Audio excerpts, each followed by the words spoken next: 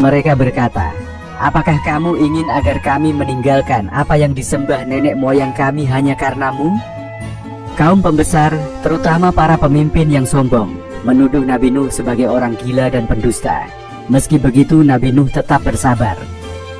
Ketika kaum Nabi Nuh terus-menerus menolak kebenaran dan menantang datangnya azab Allah, Nabi Nuh alaihissalam berdoa, "Ya Tuhanku, janganlah engkau biarkan seorang pun dari orang-orang kafir itu tinggal di atas bumi."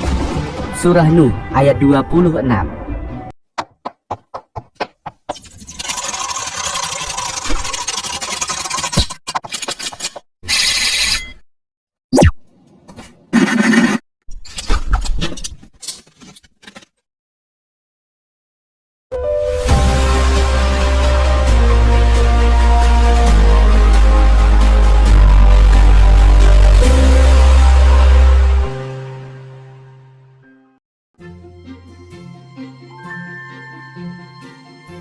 Setelah wafatnya Nabi Idris alaihissalam, umat manusia mulai menyimpang dari ajaran tauhid.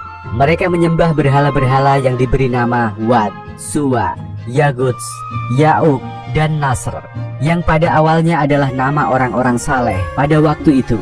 Lalu syaitan membisikkan kepada manusia untuk membuat patung-patung mereka agar dikenang. Lama-kelamaan, patung-patung itu disembah sebagai Tuhan. Di tengah-tengah penyimpangan ini, Allah mengutus Nabi Nuh sebagai rasul kepada kaumnya. Nuh alaihissalam adalah salah satu dari rasul ulul azmi, yaitu para nabi yang memiliki keteguhan luar biasa dalam menyampaikan dakwah. Nabi Nuh alaihissalam mengajak kaumnya kembali menyembah hanya kepada Allah yang Maha Esa dan meninggalkan penyembahan kepada berhala. Nabi Nuh alaihissalam berdakwah selama 950 tahun sebagaimana disebutkan dalam Al-Quran Surah Al-Ankabut ayat 14. Ia menggunakan berbagai cara, baik secara terang-terangan maupun sembunyi-sembunyi. Namun mayoritas kaumnya menolak dan malah mengejeknya. Mereka berkata, "Apakah kamu ingin agar kami meninggalkan apa yang disembah nenek moyang kami hanya karenamu?" Kaum pembesar, terutama para pemimpin yang sombong, menuduh Nabi Nuh sebagai orang gila dan pendusta. Meski begitu, Nabi Nuh tetap bersabar. Ketika kaum Nabi Nuh terus-menerus menolak kebenaran dan menantang datangnya azab Allah, Nabi Nuh alaihissalam berdoa, "Ya Tuhanku, janganlah engkau biarkan seorang pun dari orang-orang kafir itu tinggal di atas bumi." Surah Nuh ayat 26. Allah mengabulkan doa Nabi Nuh dan memerintahkannya untuk membangun sebuah bahtera besar. Bahtera tersebut dibangun di atas tanah jauh dari air, sehingga kaumnya mengejeknya dengan berkata, "Apakah engkau membangun kapal di atas gunung? Apakah engkau sudah gila, wahai Nuh?" Nabi Nuh alaihissalam terus bekerja sesuai perintah Allah tanpa menghiraukan ejekan mereka. Setelah bahtera selesai dibangun, Allah memerintahkan Nabi Nuh untuk membawa keluarganya, pengikut yang beriman, dan sepasang dari setiap jenis hewan ke dalam bahtera.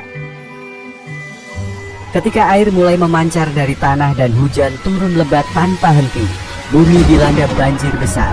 Disebutkan bahwa gelombang air setinggi gunung menghantam bumi, menghapus segala bentuk kehidupan kecuali yang berada di dalam bahtera. Nabi Nuh alaihissalam memiliki 4 anak laki-laki, yaitu Kan'an, Sem, Ham, dan Yafet. Salah satu momen yang sangat menyentuh adalah ketika putra Nabi Nuh yang bernama Kan'an menolak untuk naik ke dalam bahtera. Ia berkata bahwa ia akan berlindung ke gunung yang akan menyelamatkannya.